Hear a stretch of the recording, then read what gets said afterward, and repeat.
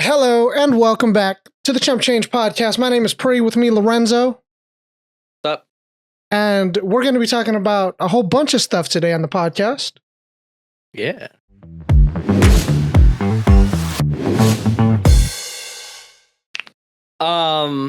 My first thing is you guys might notice something a little new about the Garbo POV of Chump Change this week.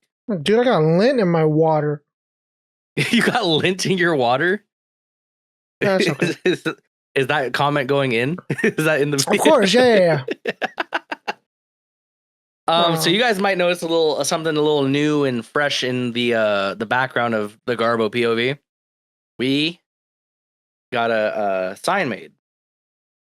And we got a sign made because I finally caved in after seeing LCD Tony so many times on my timeline. Dude, I love the reflection it has. Oh, like you can see my screen. Yeah. Right there. Yeah. Yeah, so one day someone's gonna like optical zoom. They're gonna be like, "Oh, he's got porn on the other screen over there." But yeah, the sign's super cool. Like this thing's huge too. Like the perspective of the camera versus like how big it actually is doesn't really do it justice.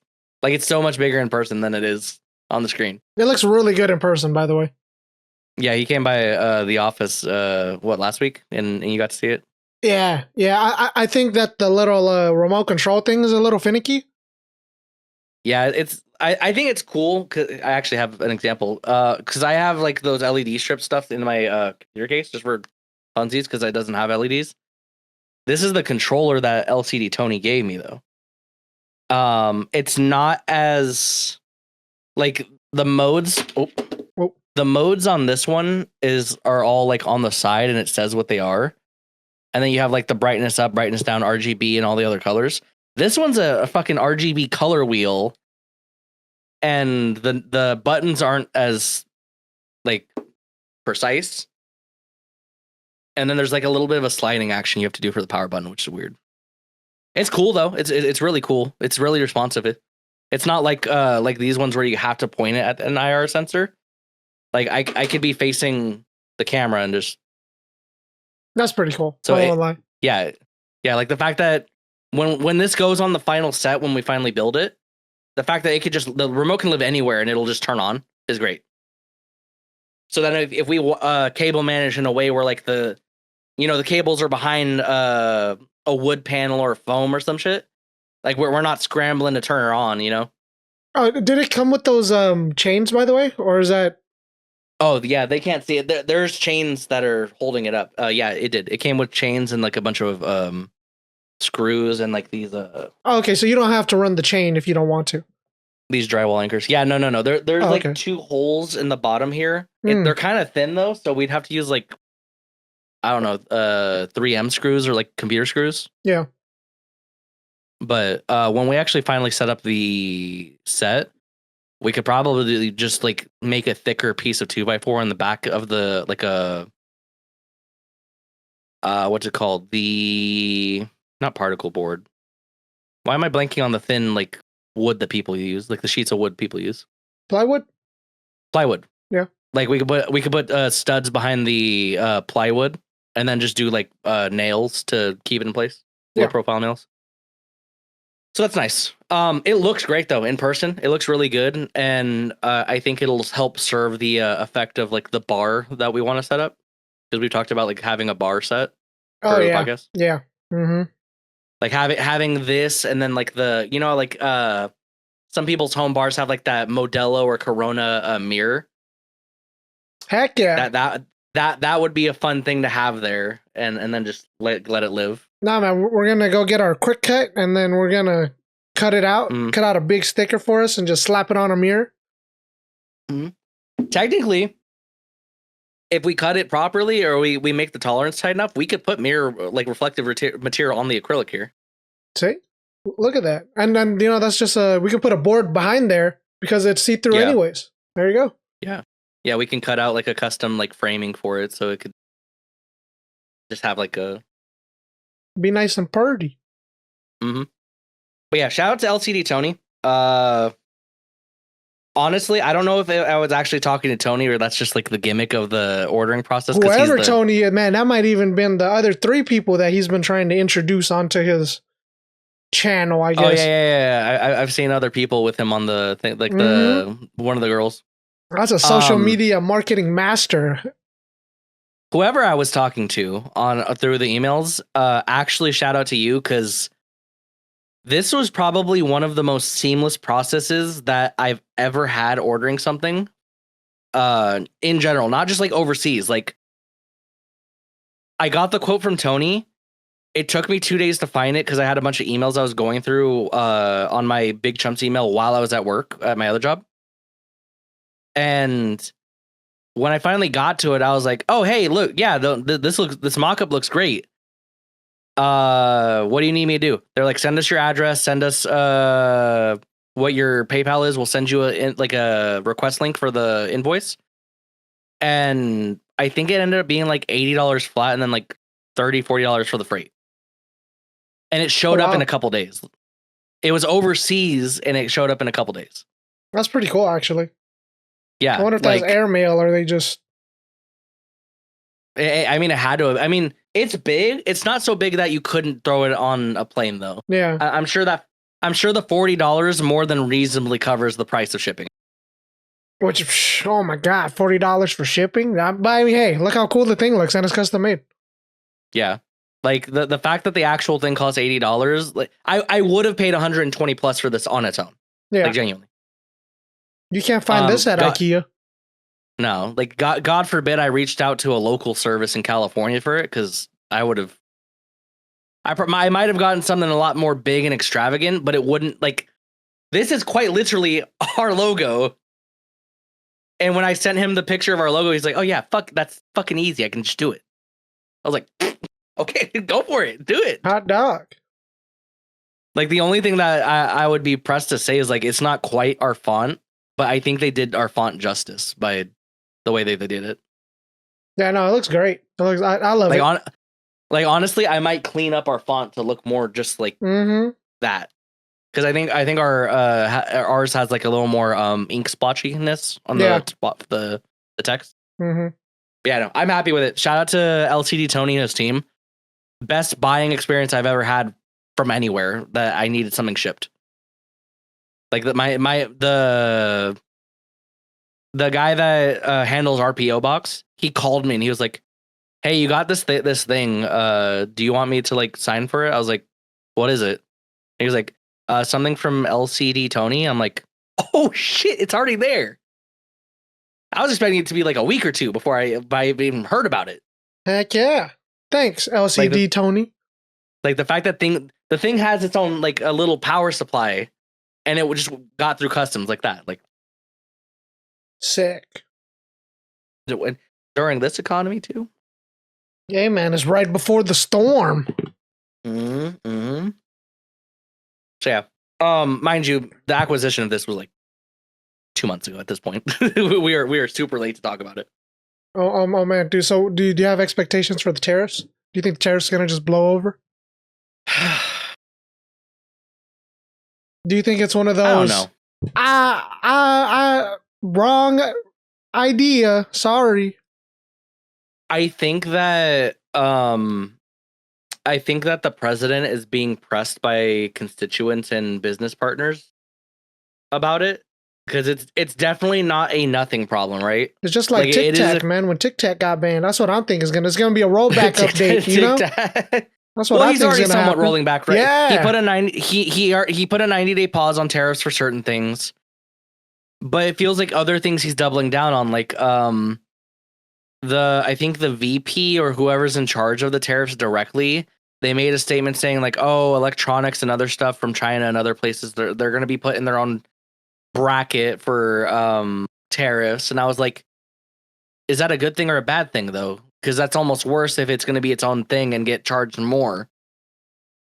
In terms of the astronomical numbers that were thrown around, I do think that the White House is seeing the error of that policy, because I think within a couple days I was hearing on NPR News like, he's saying that this isn't what they're gonna stay at. But after the very quick jump to do it, I don't know who's gonna be willing to play ball and how at this point. See, look, everything with legislation, what I think is going to happen is they make a blanket statement and then they bring it back, they do a rollback, and they just implement it in a more complex and complicated fashion. Yeah. So that the only people that need to read it is the people who have to read it, and everyone else just forgets about it. The general public forgets about it. Yeah, that's exactly what I think is going to happen. That's typically what happens, right? I mean, that's what I would assume at least. Yeah. Which, I mean, that begs the question because you and I have been kind of dangling our feet in the not just the merchant or like the making merchandise directly market, but as of late, I've been working with other people about being making Big Chumps a middleman for facilitating merchandise and stuff, and us being the people who dude, we're gonna be the managers, just like the manager of Cinder. Okay, all right. Well, let's talk about that in a second. But I've been telling you updates as I've been working with this one VTuber who I work closely with, and I've been telling you like, hey, like, what do you think? The tariffs are making it hard for this specific product that no one in the States makes at all. Yeah. What's your take on that? And I mean, between you and other people that I talk about my business with, the consensus seems to be maybe we shouldn't be in this market right now at all. Yeah. But then that kind of ruins which kind of sucks. Big Chumps. It ruins Big Chumps' opportunity to work with other people because you and I found out very early on trying to make our merch in-house that we would need to take a very drastic loan to make that efficient enough to be profitable. Yeah, well, efficient, but also effective because, I mean, it's anyone can make a label or everyone can cut a sticker label and put it on a shirt. Yeah. But, I mean, how perfect is your cut going to be? How fast do you want the cut to be? And also, what kind of shirt do you want? The precision, the turnover time, the quality assurance. Like, what was our quote for 200 shirts? 100 in each color, and that was just black and white. Our quote was like $1,000 from a bulk vendor, right? Just for the shirt, but that's like it was insane. Yeah, but and then that's like not even the greatest quality of shirt in quotation marks. Yeah, that was us using the same shirt that the direct to garment vendors that we work with use. Which, granted, you're wearing one of those shirts right now. You're wearing like the second run of the shirt, I think, right? Or is that the first run? Probably the first run of our direct to garment shirts. The second run that we did the Evo shirts on, bigchumps.com or store.bigchumps.com. The Evo shirts were really good quality. I really liked that one. Yeah. It's crazy because like there's so much that goes into it. It's like, all right, what kind of transfer paper are we going to use? Like there's obviously quality differences in those. What brand makes the most efficient vinyl that will press onto shirts and cure and not like fucking die within a week of washing it? Yeah. Yeah, because that's kind of what we were going for was like graphic tees. Yeah, like what shirt style won't smell like vinegar when it comes in the mail? Yeah, dude, I was like, yeah, man. Yours is first run because the Boozette shirt, the Boo Bomb, that was the shirt that smelled like vinegar. I remember when we ordered it because you're wearing the sample. Yeah, so and see what's crazy is like, okay, if you get like the best quality of shirt, and we're going to have to charge you the best quality shirt prices. And some things I don't think is worth just for that, you know? Yeah. Because we had this talk recently, too, when I redid the store.bigchumps.com site, where I was like, hey, unilaterally, we have to charge $30 per shirt now for all shirts, but it's going to be all sizes are $30, and we take a loss on the bigger sizes. Yeah. And that's just because that would make it profitable for you and me to keep making the shirts themselves. Yeah. Because originally what were we shooting for? Like $18 to $22, right? Yeah, and with like a profit margin of like $4. Yeah. It was insanely low. Yeah. Which will garner us money. Like it's extra money in the pocket to, next time we want to do a bargain bin, we can buy the games or buy the Game Pass to, facilitate playing the games. Yeah. And is my time worth $5? I don't know. Yeah, like by no means though with that manufacturer wasn't worth it though, because then we lost $2 unless we upped the price of the bigger shirt sizes to like $28 or $30 already. Yeah, man. And at Walmart, you get a plus size, you get charged plus size. Yeah, and that's why I'm not the biggest chump anymore, because I was like, I'm not paying that price no more. Yeah, like even Walmart, you didn't used to do that, so it's fucking crazy in the manufacturing side of shit now. Yeah, well, and so I went to the Cherry Blossom Festival in San Francisco. Yeah, and I don't know, like to me it felt like, okay, I went to the artist side, like the artist alley or whatever you want to call it. My goodness, all I saw in there, everyone almost had the same thing. Yeah, it was all keychains.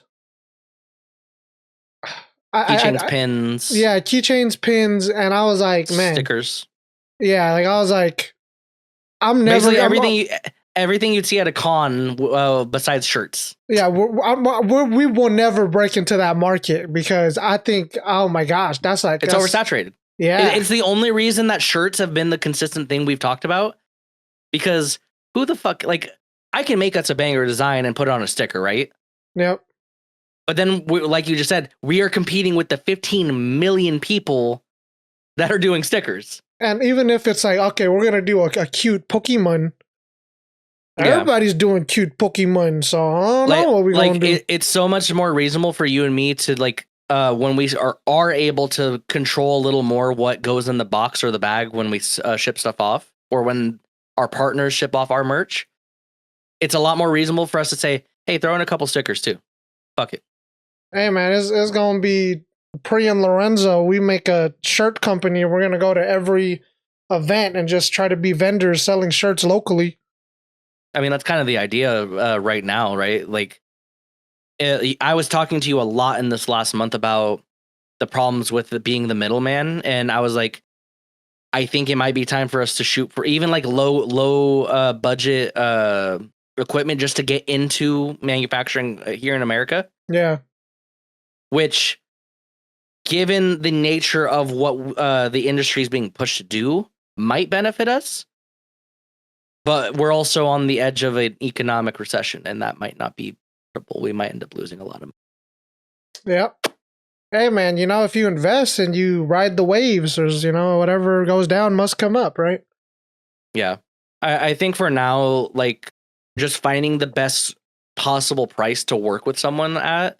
Yeah. And then eating the cost of the tariffs and, fucking adjusting prices to make profit for the partner we're working with and us. I think that's the only recourse we have, just because the show must go on, right? Like, the VTuber that I'm working with is gonna debut. She's gonna want to sell this shit regardless, right? Yep. And if we don't offer the service, at some point she's just gonna go, okay, well, I'm just gonna figure out myself. Yep. So, yeah, in terms of the tariffs and shit, I don't like thinking about it, but also it's something that we're definitely gonna have to address too. But shout out to Tony for making it work, because he literally slipped in the package like right as it was happening. So I don't think that they suffered too much from that transaction. So, speaking of overseas content and people, these people are not overseas, but they definitely are breaking into the medium that is. Pree. What are we talking about? Bullet point number 2. Oh, we're talking about the OfflineTV K-pop debut video. Yeah, this is all you, buddy. Oh man. Okay, well, this, so I wanted to say, for this OfflineTV debut K-pop video, they actually did a teaser for like they become the K-pop viewers because they did a collab with the K-pop girls. I was like, this is cool. And the only reason why I thought like it was so cool and it was so new to me, I guess, because like everyone makes their streaming gaming content and it's all kind of the same thing. You collab with dude and dude or girl with guy or whatever you want a combination. And it's okay, their interaction, one guy made a cool joke. I thought it was funny. We all laugh, haha. Or this guy did a cycling challenge for 30 days. And then here's his results and what he found out. Kind of the videos that I end up getting on my For You page and what I end up watching 99% of the time. Yeah. And I also really enjoy watching the How It's Made. Do you remember that show from when we were kids? Vaguely, but I know what you're talking about anyways. I get a bunch of those in my timeline too. Yeah, How It's Made. And basically like they went into the factories and that Food Network show was my favorite. You know, I used to be fat back in the day. And and it was like how it was made. Don't look back to more than one video in our timeline as of this coming out. yeah. So it was how it was made. And you know, there's a lot of things that I think we take for granted as consumers, and we don't really understand how much work gets put in to being one of these like crazy, spectacular, fantastic forms of art in some cases. Yeah. Whether it be Sloppy Joe's Manwich in a can or bread in a can. Did you ever watch that SpongeBob episode, Bread in a Can? Yeah, I did. Yeah, so I was even like just thinking back on it even during Christmas time. And OfflineTV did their Christmas video where they made the Christmas album. Yeah. Side note, I played the hell out of that Christmas album. I was blasting that because I used to work for the mail, and man, I just had that on repeat. I was delivering the packages. As soon as I got out the car, everyone was listening to Christmas carols along with me. Pree was giving people his packages. And that's why I no longer work for the post. Pree got I got caught he got caught hot dicking someone's wife. Oh my goodness. No, that's not what the mailmen do. Editor censor that. Censor that. But no, I thought it was I need to be like this guy. I'm getting flustered thinking about it. All of the all the hot dicking he did. Yeah, man. All of the old, not old, sorry. All of you like the mature one. All of the mature ones who were home, you know, during working hours and not at work. Oh, Jesus Christ. And there's a lot of great stories about that too. You know, like this one house was teaching me how to farm. Like how to grow crops and all that, and I thought that was really cool. Sorry, off topic. But kind of on topic. Yeah. How it's made. Yeah. And so their videos right now are kind of more of the let's break into an industry and let's see how they do it and kind of showcase that, which is always kind of like BTS-y, right? Yeah, a lot of behind the scenes.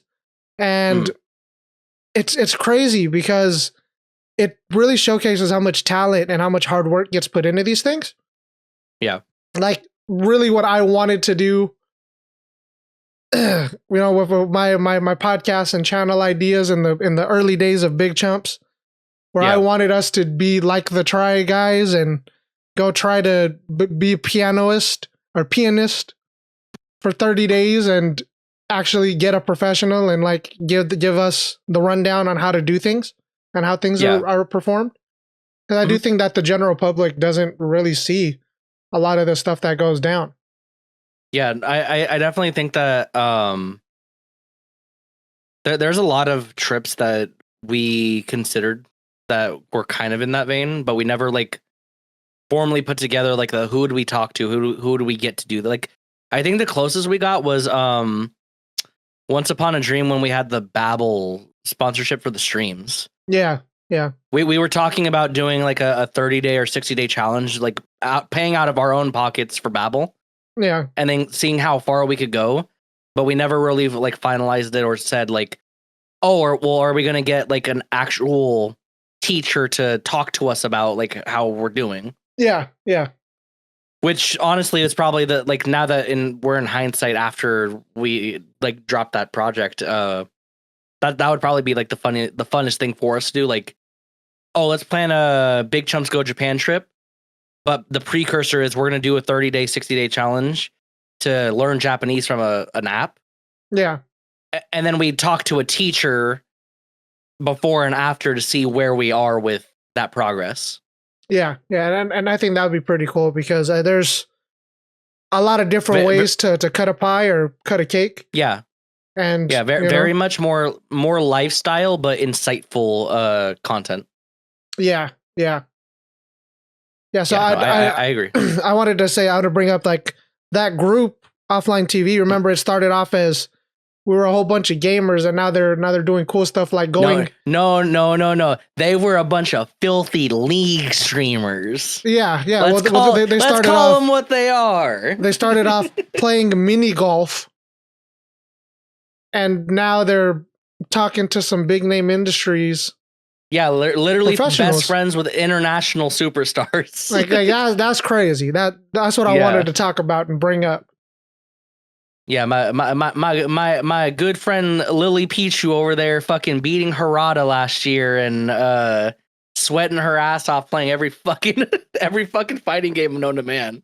Yeah, which is like I do want to talk about that too. Is there's the media facing people in each of those respective communities. Yeah, and then it doesn't really show the hard-working people 95% of the time that are also trying to break into those industries.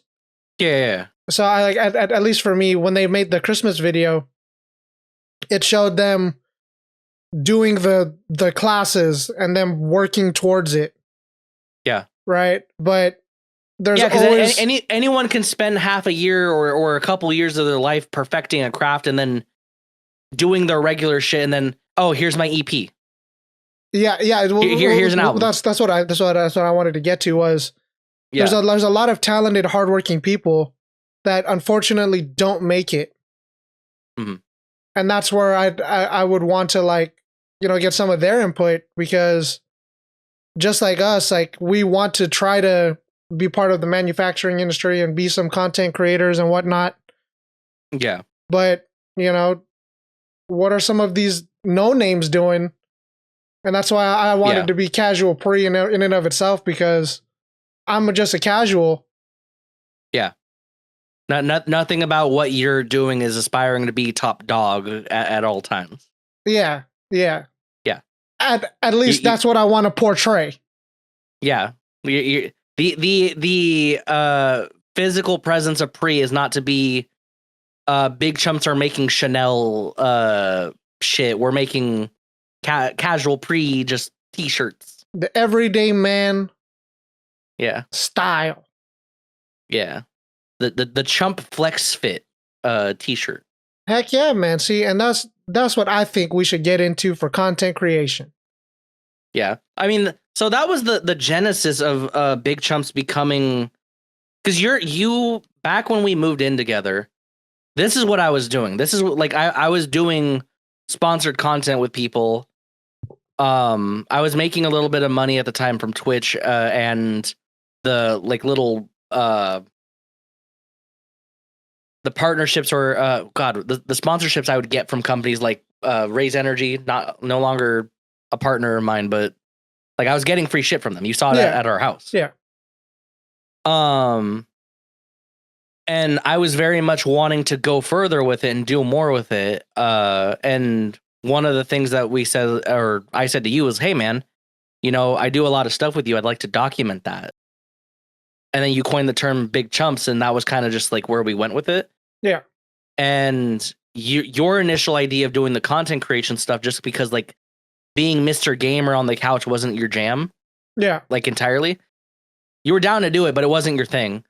So you're like, oh, I really like those TikToks of like the people who make shit, and their gimmick on social media though is they show you the facility or the office where they build their like where they have their machines where people are designing stuff, like kind of like how LTT every now and then gives you a view in the creator warehouse, right? Like you get to see the guys at their desks making this stuff. But you like the fact that it was small scale and these are regular Joes doing this and showing it off. So that was the genesis of Big Chumps. Because we both had different ideas and we like over the years have kind of narrowed down where we want to go with it. Yeah. Like we are definitely a business, but we have the flexibility of doing the content stuff if we want to. Of course. Yeah. So, but yeah, no, I think the insightful stuff from OTV is cool. I think it's the most like genuine I've seen. Like the bigger, more notariable groups or YouTubers be. Just because like that is something that you don't get to see these people struggle. Yeah. You don't get a peek into the everyday life of Pokimane and like what she's dealing with, right? Yeah. So whenever you get like a little peek behind the curtain and you get to see these people be human, I think that's cool shit. Yeah. It's one of the reasons I like Michael Reeves and a bunch of his maker friends it's because you get to watch them, like they're making content, obviously. They know there's a camera running. But more often than not, they're more worried about making sure the shit works for the camera. So half the time those reactions are very genuine to what they're doing. Like if fucking oh god, why am I blanking on Michael's friend's name? Oh god, it's gonna bother me now. Anyways, if Michael Reeves sits down with a taser and a bunch of wires coming off of it, William Osmond, that's the guy I was thinking of. If William Osmond sits down and connects a bunch of wires to a taser and a circuit board or a breadboard, and the shit blows up, and the last time he turned it on, it didn't blow up, that's a genuine reaction. He did not expect it to blow up. Yeah. And that's why I like a lot of the makers, like you said, like how it's made. Like the William Osmond guy, he literally made a at-home X-ray. That's sick. Yeah. I forget how he did it, but it literally used the principles of an X-ray machine to like temporarily burn an image into whatever paper he was like looking at. Granted, shit you should never do at home. Don't do that shit. But the fact that he did do it and he showed you the process and the science behind it, like Mark Rober too. Mark Rober gives you all the fucking dirty details about that shit. I think makers are the coolest fucking YouTubers. Yeah. Just because like that is something that a lot, like I probably wouldn't be nearly as smart as I am, and that's being very generous to my intelligence. If people like them didn't give you that peek behind the curtain, like we're gonna talk about it in a little bit. Like I've been playing around programming something. I would never be able to do it. Would never be able to do it if I didn't see other people doing it. Yeah. Now, granted, I have all the resources in the world now because like you have ChatGPT and you could probably find any textbook online for free. But like you said, giving people a entry point into a medium is very important. Yeah. So no, I think it's cool. I think it's cool that OTV is doing it. I personally haven't gotten to see their BTS style video or the music behind it yet. But I definitely am excited to see where that goes, just because I know that in the West, at least, K-pop has become very, very, very popular. Heck yeah. Heck yeah. Are we going to? Yeah, I didn't even think about that. Are we going to a OTV K-pop concert if it comes to the North Bay? Yeah, why not, man? You know they're gonna stream it, so we can just be at home with our light sticks, going, "Hey." No, I'm talking like if they actually do a venue, like are we going? Are we going to support? We would obviously go, you know, and if we like, can't make it in, or you know, I would say, are we going to do like a fly in, fly out, same day situation? Yeah, man. I don't know. I mean, do you want to follow them when they get outside of the car or something, or? Nah, like just like, oh hey dude, they're doing a concert in LA and that's the only concert they're doing. Like, are we gonna go see it? Of course, man. Yeah. That's all I'm asking. Heck yeah. I'm not trying to be a stalker, man. As they get out their vehicle. Yeah, no, they're not my Oshis, man. I don't need to do that. Yeah, I don't know. I think some of those fans have gone overboard. Oh yeah. I mean, that's its own conversation. We don't have enough time left in the show for that. Yes. Oh my goodness. Speaking of time in the show, let's do a little segment real quick that you like. Let's do Lorenzo recaps an anime. Oh yes, please. Probably one of my favorites. It's Lorenzo's weekly recap, where he recaps an anime for me, so I don't gotta watch it. Yeah. So, I'm pretty sure we talked about Dragon Ball Daima before. I don't think it was done yet, and now it is done. Yeah. So, if you want to watch Dragon Ball Daima and you haven't, there will be spoilers. And if you have watched Dragon Ball Daima, be sure to comment about how I missed something or I'm wrong, or tell me that my opinions about the anime are wrong. All right, and then I'm going to put on the screen what I'm looking at right now, looking at the Crunchyroll page. Are they in chibi form like the whole time? So, I mean, we're going to get to that. Oh, okay. We're going to get to that. And I definitely will give you screen grabs so you can, you can throw it on there as I explain it. Thanks. Real quick, just because I do need to actually clarify for myself your question. Okay, cool. That does answer my question. Cool. So, Dragon Ball Daima. We are taking place. The initial scene is a redraw of the closing events of the Buu Saga, or several events from the Buu Saga, in like a more modern, updated, polished anime style. It looks sick. So they're essentially placing this story after the end of the Buu Saga, but before the end of Z and Super. Because Super takes place between the end of the Buu Saga and the end of Z, like the final episode. Yeah. So originally it was intended to be canon. I'll get to that in a minute, but okay. The timeline is almost immediately after the Buu Saga. So essentially what happens is you have this little guy called Goma, who was little dingus that becomes the Supreme King after Deborah died in the Buu Saga. Yep. The guy with the blue jumpsuit gets turned into a cookie. Nom nom nom nom. Mm-hmm. So this guy gets turned into cookie. No more Demon King. Gone. So this little midget guy is like, I'm the Demon King now.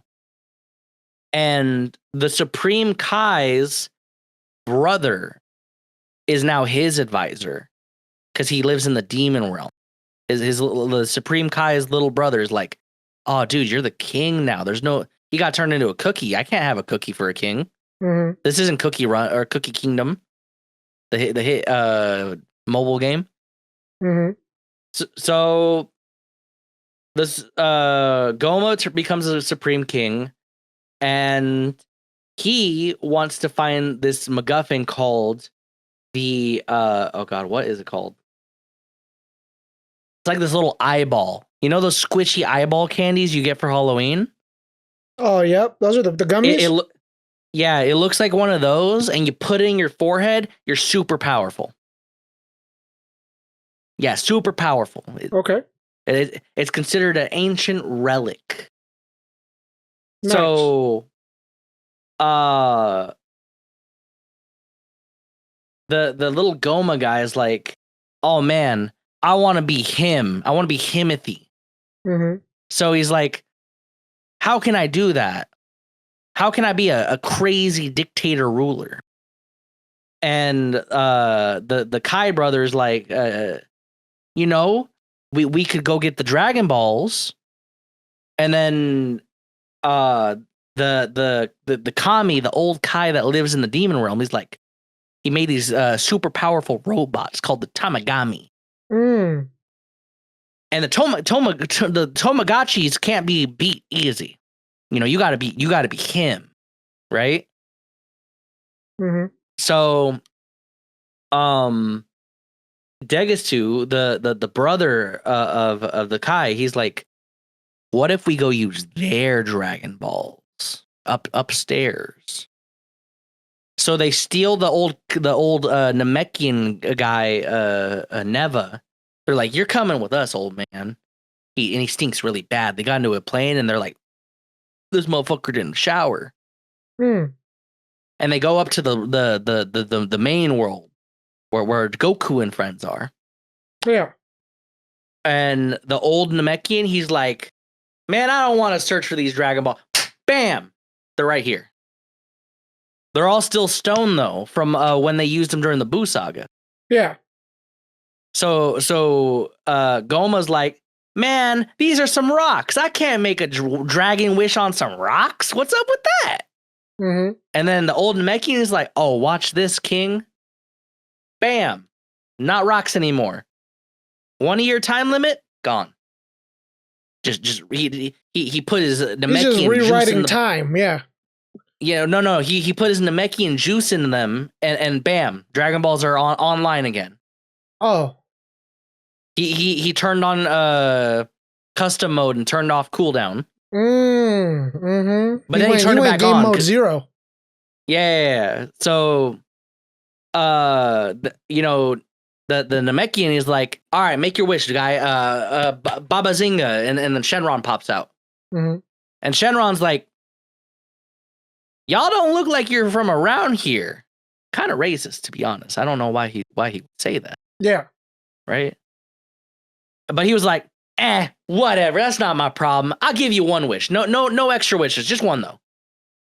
And then, you know, Goma, the new Demon King, he's like, he was planning to make a wish to get this Oculus whatever, the fucking squishy eyeball. Yep. He wanted to find it. And then the second wish was to make Goku and friends powerless because they thought they were going to invade the demon realm. Mm. So he's like, man, I can't have these fuckers foiling my plans. Make them into babies. Shrink them. Make them the age of a first grader. And then Shenron's like, for real? There's a non-canon show where we already did this, but it was just the one guy. And Goma's like, nah, it's fine. We'll do it again. We'll do it again. And Shenron's like, all right, Baba Zinga. Everyone's a baby. Except Gohan. We never see Gohan. And then Trunks and even though he said make them first graders, Trunks and Goten become babies. And everyone at Capsule Corp is just like, what the fuck? These guys are babies.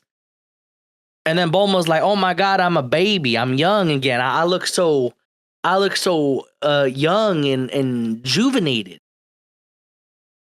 So Goku's like, man, this ain't right. I'm not a baby. And Vegeta's like, man, you are a baby, but I'm not a baby. Mm. And then Piccolo, the only useful thing he says is like, I think someone just Baba Zinga'd. So they go to the lookout. And they see that Dende gets kidnapped because Dende tried to stop them. Mr. Popo tried to stop him. Mm. And they Baba Zinga away with Dende because they only get the one wish. So they couldn't get the eyeball. Yep. Oh, so Goma, they're gonna come back later with Dende and then get another Dragon Balls. No. That the Supreme King or the Demon King is like, I'm gonna kidnap this child and I'm gonna groom him to make me new Dragon Balls. I'm gonna start grooming this child like on some Diddy shit. Kind of sussy baka. Whoa, Diddy. Uh-huh. Yeah, we'll call him Demon King Diddy for now. Okay. So Goma absconds with a child, and everyone's like, "Where's Dende?" And little kid Popo's like, "Man, I don't know. They took him. Who took him? I don't know. They didn't say their names. They got pointy ears though." And everyone's like, man, that's low-key racist. What you talking about, Mr. Popo? So then this new guy comes out of nowhere, Blue. He's Blue, Dabu Dee Dabu Die. He's like, hey, man, I'm here from the demon realm. They Baba Zinga'd with your child. And then Bulma's like, well, we got to go get him. So she starts making a ship. And then Supreme Kai's like, well, me and Goku can go with this guy. But we'll just go now. We'll go get him. Oh, okay. And then Vegeta's like, nah, I want to go get him. I'm him. Mm-hmm. And the Goku's like, nah, you're trash, bro. You can't even fight me. You can't even run the fate. Come on. Come on now, Vegeta. Come on now, Vegeta. So they go to the demon world. You know, they have magical Dragon Ball adventures. They eat some bugs. And they all kind of do nothing for about 10 episodes, and the animation's kind of dick. Wow. Yeah, and then Vegeta and gang show up with the new ship. And Vegeta puts hands on one of the Tamagotchis. Goku beats the first Tamagotchi, he goes Super Saiyan, puts hands on the Tamagotchi 1, right? Yep. Then Vegeta shows up and travels with them, and they find Tamagotchi 3. And you know what Vegeta does? As a baby, he pulls out Super Saiyan 3 for the first time ever. Oh my God. Loses his eyebrows, alopecia and everything. He got long hair though. Yeah, he got long hair. And he bodies that guy. He's like, you're not even a problem for me, man. So then, you know, they get the third ball. And meanwhile, while all of this bullshit adventure's happening, the sister of the Supreme Kai, she walks up to the lady who originally made Majin Buu. It wasn't just Bibbidi or Bobbidi that made Majin Buu. There was a witch involved. So there isn't just little Bobbidi, uh-huh. Yeah. So the sister goes and finds the witch, and she's like, I want a Majin Buu. Oh. So she spits into this pot and puts a little piece of Majin Buu in the pot because they had a sample. So she spits in this pot. She puts the little piece of Majin Buu in the pot, and she takes a Cyberman seed and puts it in the pot. Cyberman? So we get a Majin Buu Cyberman. We get the pink Cyberman? But his name is Majin Ku. Oh my God. It's just like the Blue Cell Kids. Yeah, that's what I thought too. Uh-huh. And Majin Ku, he's smart. He's a real sharp boy, you know? So the sister takes the Majin Ku to Tamagotchi number 2. She's like, hey, this monkey fucker over here is getting all the balls. I need you to get this ball for me. So Majin Ku walks up to Tamagami, starts going to business, you know, start putting hands on him. Okay. And then Majin Ku gets mollywopped a little bit and says, all right, I'm done. And she's like, huh? What do you mean you're done? Huh? And he's like, yeah, I'm not strong enough. I gave him everything I got. I put all the beans in there. So then they leave. And then she goes back and she spits in the pot again. She puts another piece of Majin Buu in there. She puts another Cyberman in there. She's like, put more beans in this stew. Then she gets Majin Do. He looks like Majin Ku, but he's fat. Oh my God, it's just like the Cell Saga. Yeah, but that motherfucker likes cookies and chocolate. You know, it actually might just be the Boo Saga. Yeah. So Majin Do and Ku, they go back to the Tamagotchi. Majin Ku gives Majin Do some chocolate. And Majin Do puts hands on Tamagotchi number 2. He starts going to work. Tamagotchi 2 is like, oh man, you beat me. But before you really beat me, you gotta solve a puzzle now. And then the sister's like, oh man, I made this fat fuck super strong. Now he's stupid. And Majin Ku, he whispers the answer. And Majin Buu can hear it because of his pointy demon ear.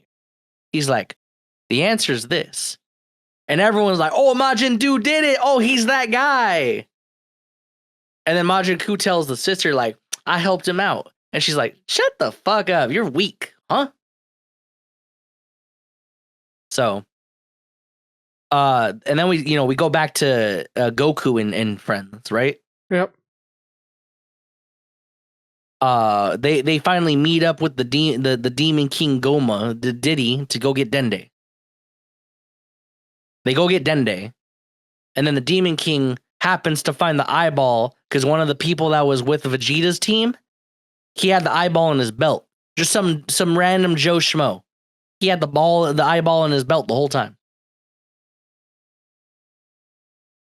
Uh-huh. So then the Demon King takes it out of his belt and puts that shit in his eye or in his forehead. Yep. Bam. And then he gets swole. He looks like Jiren if Jiren had like a squishy little Sanrio character head on him. Okay. And then Goku's like, oh man, I gotta bust it out on him.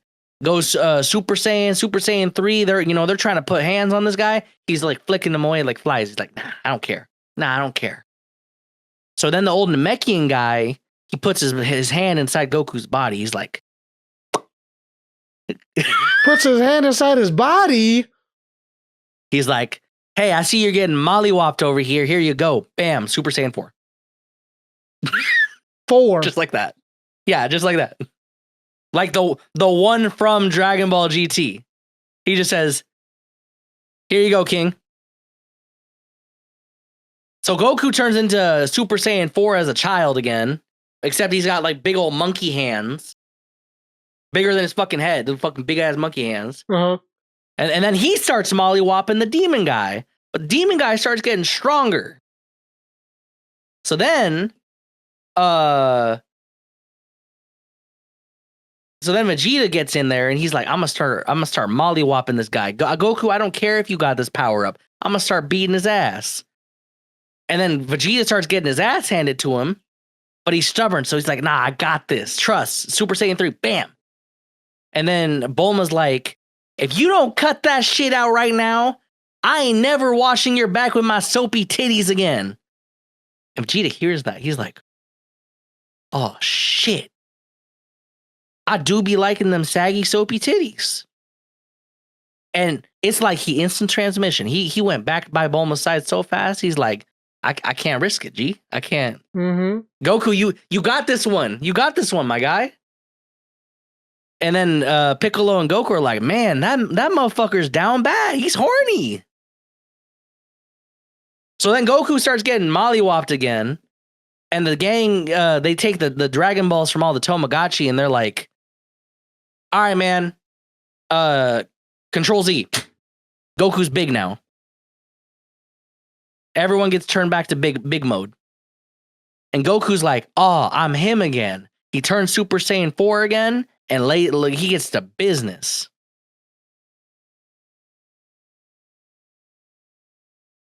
The end. It just sounds like the movie. It sounds like this could have just been made into a 2-hour movie. It really could have. It really could have. And it probably would have been a lot better animation throughout if it was. I will say the final battle animation, though, is fucking sick. Like the last 2 episodes, sick. It's so hard for me to watch anime because it's like whenever like I read the synopsis for a lot of these, it's like, what, you were reborn as a vending machine and like now you're just a vending machine? All right. So, and also at the end of the show, like right before the credits run, Goku's like, yeah, I kind of knew I could turn Super Monkey 4 all the time. I just didn't do it. That's a very Goku answer. Yeah, which is why a lot of people don't consider it canon, because how the fuck does this motherfucker have that power and never uses it in the future? You know, it's not as strong. Vegeta don't got that power. Yeah. Oh, and also Vegeta officially has Super Saiyan 3 but never uses it in the future. But he thought it was worth using now. Dragon Ball Z, guys. No, it's Dragon Ball. Oh yeah, no, you're right. No, it's Dragon Ball D. Daima. Yeah, D's Dragon Ball nuts in our mouths because what the hell do I just listen to? No, realistically, like besides my goofy synopsis, it was a fun watch. It was nice having it week to week. I wouldn't tell you to give it your full attention, but definitely turn it on in the background while you're doing shit. Little Definitely chibi balls. Yeah, like I had my fears when I saw baby Goku and Vegeta. I was like, oh fuck, we're in GT2. Yeah. It's better than GT. A lot of story points don't get used though. And the ending is not satisfying. But the actual like events, like a lot of sequences are very satisfying to watch.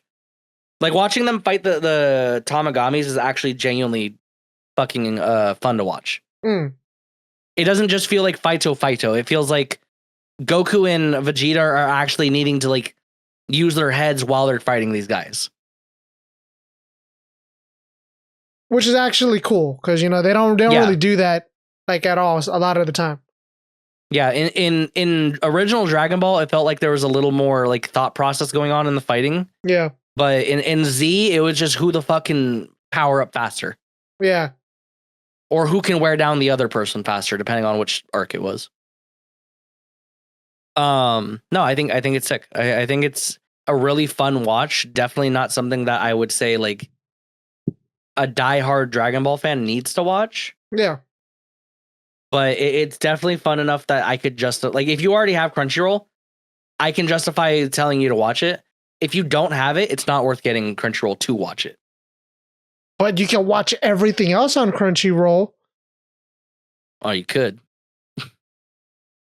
That brings us to a little side tangent you mentioned before the show started. So I want to watch it free. You remember when Crunchyroll, you could watch Crunchyroll, all of the Crunchyroll for free? You just had ads? Mm-hmm.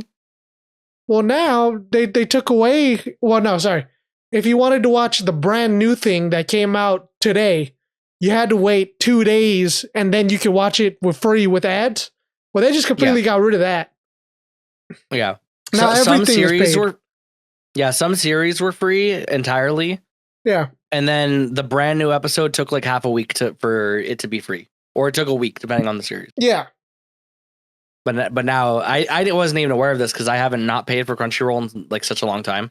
How are these kids supposed to watch anime legally and not get a virus on dad's computer anymore? Oh man, you beat me to it. I was gonna say, well, there's always the swashbuckling adventures of the sea. Oh, you mean I wanted to watch the Minecraft movie, but I don't really want to go out to watch the Minecraft movie? Yeah, so So you go to the bay. I went to the bay. I went to the P Bay. Mm-hmm. And I got the Minecraft movie. And I watched it. Hey, you certainly got a Minecraft movie. I don't know if you got the Minecraft movie. I want to make sure make sure you put the screenshots you sent me in that bitch. Yeah, so the person I got it from was like, "Hey man, I just want to let you know, it's not gonna be as finished and as refined as you think it to be." And I was like, "Oh, you know what? I won't know the difference. I ain't watched the movie." Yeah, Pree's like, "Oh, I'm gonna get 720 instead of 1080p." Sure. Yeah, whatever. I'm like, dude, a guy sneezing in the corner. Like, I'm used to this, I guess. That's the normal movie experience. No, I ain't get that. Instead, I got a screenshots will speak for themselves. I got a better masterpiece. If you're looking on screen, you'll see it. If you're not looking on screen, I'm gonna say it as best as I can, describe it here. So it's a lot of CGI in the Minecraft movie because obviously they're in the overworld. Everyone gets the green screen glow, and no masking was done to eliminate this in this version. Yeah. All of the CGI doesn't have any lighting effects, so they're just kind of just there on the screen.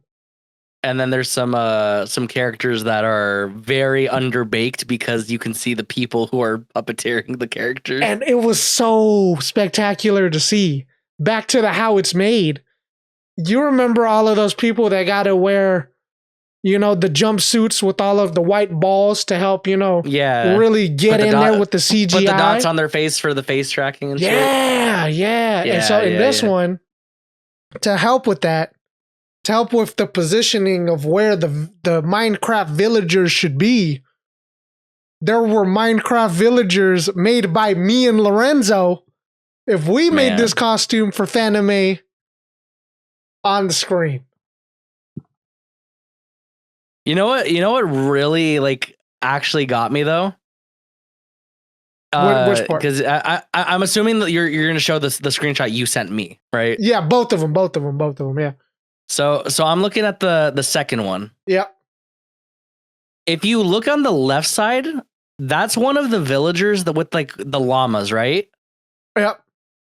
The trader. They made the trader. They made the hood for the trader without making the head, but they didn't put the face in there. They very clearly could have just done the same process for the rest of the villagers, but no, they chose to make the head as well and edit the head or the face into the head. But the rest of them don't have any heads at all. It was such a great movie. Yeah, I have yet to watch the Minecraft movie, this version or the official version. I hope he watches the official one. Watch the official one. I don't know if I want to because by the way, I've been told by other people that it actually is a very good watch, which is very disappointing to me because I wanted nothing to do with this, and I still don't. Yeah, no. But as a standalone movie, if you watched or if you played Minecraft, it was I felt it was cool because I was like, okay, there's enough Easter eggs, chicken, whatever, Oh my god. Yeah, that's another reason I don't want to watch it, at least in theaters, because I'm seeing on TikTok and Instagram and Twitter what people are doing when he says chicken jockey. Right, and it's like, oh, cool, there's cool little tidbits. But I thought the storyboard for it was the story itself. The story itself is serviceable. Yeah, it's paced pretty well. It does really cater to the fast-paced audience. So something on the screen is very fast. The pacing didn't really feel, if you were to man, you went through this area really fast. Yeah. But if you cared that much. Yeah. Whatever. I guess I'll wait until it's on a streaming service that I already have, and then I'll check on the P-Bay, we got one we could watch. No, watch the real one. Yeah, I'm not. I already don't want to. Seeing that makes me want to watch it less. Dude, I have the fact that someone had access to it and put it on P-Bay is crazy to me. What I will also say, for the first 30 minutes, I watched it for 30 minutes, and then I wasn't hooked. And I had to come back to it the next day. Yeah. But I don't know. There was a lot of building for the normal story. Yeah. For the first 30 minutes. Standard first act stuff. Yep. So. Yeah. No. Normally, if I don't get hooked on it, but I know this is something I probably should watch, I'll just pull out my phone and I'll play a game. That way, I'm somewhat distracted. Yeah. And then I'll just passively absorb whatever's being said. And then by act 2, I'll be like, oh, some shit's happening now. Less attention span than a goldfish. Man. I don't like it when a story doesn't give you what's something good that does this that I've seen recently? I rewatched John Wick recently. John Wick opens the story with him in a very battered state. Yeah. Which is oh, who's this guy? Or why is Keanu Reeves' character all fucked up? Right? Oh, some foreshadowing flashback. Yeah, right. Yeah. You're giving you're giving enough of what will happen later to make someone want to figure out how we get there. Yeah. So I don't know how they do it in the Minecraft movie, but if it's like reading a book, right? If you don't capture my interest in the first couple sentences, or like music, if you don't catch me in the first couple seconds, I'm probably not gonna watch it. Hey man, that's YouTube. How to get big in a nutshell, right? Yeah. Well, I mean, there's a reason it works, and that's not just like the brain rot, like short format content. Like Yep. it is a tried and true method for writers throughout the last however long, like Hollywood and shit's been Even around. in school, they teach you that. What's your Yeah. hook? Yeah, if your essay or your document doesn't have like a hook to it, then no one's gonna like bother reading it. Crazy. But I'm glad you enjoyed it. I'm definitely glad to see that you're on this path back to consumerism, because like you kind of gave up on movie. You never were a movie guy. You gave up on anime and manga. So it is cool to see you kind of like reaching back into this Yeah, dude. into the consumer. Yeah, what really got me was Peaky Blinders, and then I got to season whatever, like season 4 or whatever, and then I stopped watching Peaky Blinders, and then I just stopped caring about watching television after that. Yeah. Yeah, I don't blame you. I've been on a show that my dad recommended to me called Jack Reacher. It's like a thriller, like It's CIA Tom Cruise, story. man. What do you mean? No, it's not Tom Cruise. Jack Ryan is the guy from The Office, John Krasinski. You're thinking of Reacher, Yeah. which is also no longer Tom Cruise. Oh. It's Alan Richson, like this really big guy. But I've really been in like this this thriller action genre lately. Nice. So like watching these CIA spy shows and movies, like, oh, like this is cool. I like this.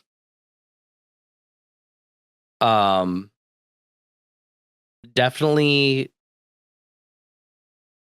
wears on me if I binge a couple seasons,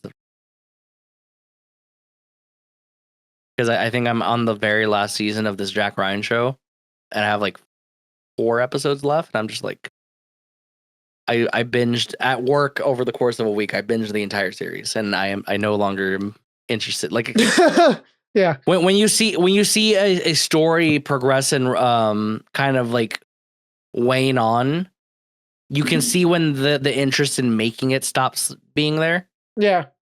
Because you get series like where the first couple seasons are like, oh, this is fresh for me. Like, oh, this is exciting. It's kind of like how I view a bunch of those superhero shows that were on the CW, the DC ones, where like the genesis of those shows was really exciting, but the longer they went on and the more content they had to make for them, it kind of got like a little weird. Yeah. Yeah. No, seeing you back on the bandwagon for like actually willing to watch shit is nice. Then we can actually talk about stuff on the podcast. I was gonna say, well, it'll give us more shit to talk. Stuff to talk about, like the Nintendo Switch 2. Nintendo Switch 2, man. Aren't you excited? Aren't you going to get it? I was not given my invitation from Nintendo to pre-order. Aren't you able to pre-order from GameStop? I signed up for the pre-order through Nintendo. How to buy? Pre-order at GameStop. That's the only place that's selling it, I guess. I don't know why. Maybe. It was weird because I saw it on Walmart too. They had it, but I guess not. I think just about everyone had it, but even the pre-order's coming soon, so I guess nobody's ordering it. Yeah. Maybe I just registered for the interest to buy from my Nintendo store, but they were supposed to send out invitations to people. And I never did get. Yeah, look, I'm on the website right now, and I'm still logged into my Nintendo thing. Your registration was submitted on 4/02, and I never got an email from Nintendo about it. Oh well, we'll see how the Nintendo Switch 2 comes out. I can't wait to get the. It's already unavailable to pre-order anywhere, just because like literally everyone scrambled for it. Man. Which, you know, kind of to be expected. It's the brand new thing. Can't wait. It's Nintendo. I was actually saying to Moon, I was like, I don't know if I'm going to buy one in the first place. You're gonna buy one because you have to. Well, eventually, right? But That's what it means to be a gamer. In the initial phase of everything, it's like I barely play my regular Switch as it is. Yeah. And nothing that was announced is so game breaking that I actually want to go get a Nintendo Switch 2. Yeah. Hey man, you know, I gotta play Pokemon. How else am I gonna play Pokemon? I will say the new Pokemon that they announced sounds pretty cool. But realistically, I'm probably gonna buy it and I'm gonna do the same thing I do with my regular Switch. When I get the urge to go play a retro game that I know is on their online service, I'm gonna go play that. Otherwise, almost everything on the Switch that I have is either something I can already play on my PC, or I just have no interest in playing at the moment. Crazy. I have like 3 Nintendo specific games on my Switch that I have no interest in playing. Or it's a game that I would need other people to play, and I just haven't set up like playing with Mario Party or something. Yeah. Like that's really what what Nintendo consoles have always been. It's been the people are over console. Yeah. Like, I won't lie to you. The PlayStation 5 price point for the Nintendo Switch 2 is fucking ridiculous. I mean, but that's the same price as all the rest of the competitors, though. So, but the performance that we're getting, that thing has a PS3 that has PS3 performance in it, or PS4 performance in it. Yeah, I mean, if we're comparing performance per dollar, but you can't even play half the games on the Nintendo Switch, anyways, right? Like on the normal Switch, I tried playing Overwatch 2 once, and it was a fucking dreadful experience. Yeah. Like I used to play when I didn't have my own PC. I used to play Overwatch 1 on my PlayStation 4. Yeah. And that was a fine experience. I was cool doing it. Yeah. Obviously, once I got into being a keyboard and mouse guy, it became a little more jarring to use a controller again. But even with the Pro controller, that experience on Nintendo Switch was absolutely fucking dreadful. And I can't even blame Nintendo for that because that's not their server. It's Blizzard's server. Yeah. You know, I still needed the Nintendo Online to play online, but besides that, everything else was on other people. That console just ran like fucking dog shit, and it did not want, like, it was not agreeable to me to play that game on there. So knowing that the Nintendo Switch 2 is a generation more powerful is cool, but I don't see a reason why I would ever need to use it. Yeah, if you can't play Monster Hunter Wilds, I don't know. I'm also unwilling. Like, there's so many different reasons why I said I wasn't going to buy it initially. Right? Yeah. First off, really close to when the Evo trip was supposed to be. Yeah. So if the Evo trip is something that ended up happening, or at this point still ends up happening, I'm not buying a fucking console. Like, yeah. I'd rather take that $500 and put it in a nicer hotel, and that's what I fucking do with my time. Yeah. And then buy the Nintendo Switch 2 later. Yeah, well, and the second part to that is I have gotten burned so many fucking times in the last 10 years adopting Nintendo shit early. I did not want to play Scarlet or Violet anymore after I experienced game-breaking bugs like 3 times. Yeah. I still have not finished that game to this day. Yeah. And I bought the 2-pack. I gave one of the copies to Bad Moon. And Bad Moon played it for a bit, but I could not reconcile playing that game at the time, at least, because the game-breaking bugs were just that bad. Yeah. So there's also this part of me that wants to let the wear and tear and the early adopter tax happen to people. Yeah. So when there is inevitably an OLED or an upgraded version of the Switch that's better, then I will get it. And then some people are like, oh, well, you know, you need the Gen 1 one so you can mod it and shit. And I don't care. Yeah, but who really does? Like, if I want a modded Switch, I am competent enough on a computer that I can just emulate the Switch at this point. And if you want to mod a Switch, what are you modding? The screen? No, like modding it for like hacking it and shit. Just to emulate? Yeah. So yeah. I don't know. That's just me. That's my thoughts on it. It's overpriced. Ally. That was actually what I wanted to do for the Evo, so we can do a BYOB. Nah, I would do the ROG Ally so I could get like a cheap monitor at Best Buy in Vegas, and that's what we do our bring your own setup on. Oh, okay. So get a gaming laptop if you don't want to. If you want a better performing thing. Not for $500. You can get the Ally, but you cannot get a laptop that's decent these days for $500. But yeah, that's my take on the Switch. It's overpriced. The fucking Joy-Cons cost a quarter of what the console, or 20% of what the console costs at this point. Because of tariffs. Yeah. Well, we don't know actually. We do. Expect they announced it. It might be more. It could be more. Yep. Which makes it less worth it. Mm-hmm. But yeah, that's our brief tangent on the Nintendo Switch 2, because we didn't get to talk about it because we don't record every week. All right. Well, if you liked watching this video and you want to say anything about what we've talked about today, be sure to leave a comment in the comment sections below. Be sure to like and comment, or like and subscribe while you are there.